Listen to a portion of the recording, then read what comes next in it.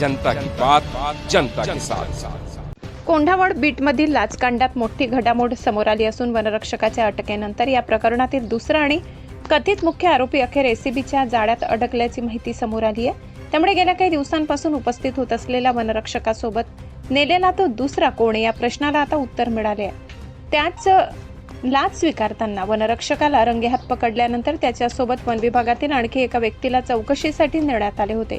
मात्र सुरुवातीला कारवाई केवळ वनरक्षकापुरतीच मर्यादित राहिल्याने या दुसऱ्या व्यक्तीच्या भूमिकेबाबत अनेक प्रश्न उपस्थित झाले होते।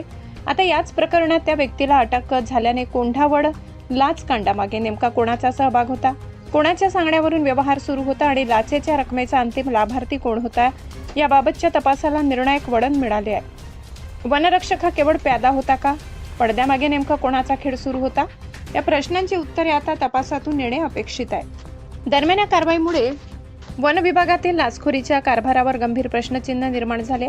एका कर्मचाऱ्याला पकडल्यानंतर प्रकरण संपले असे समजणाऱ्यांना दुसऱ्या आरोपीच्या अटकेने मोठा धक्का बसलाय। आता एसीबीच्या तपासात या प्रकरणातील मुख्य सूत्रधार, पैशांचा व्यवहार, लाचेची मागणी नेमकी कोणी केली आणि या साखळीत आणखी कोणाचा सहभाग आहे याचा पर्दाफाश होतो का याकडे संपूर्ण तालुक्याचे लक्ष लागले आहे। जनता की बात, जनता के साथ।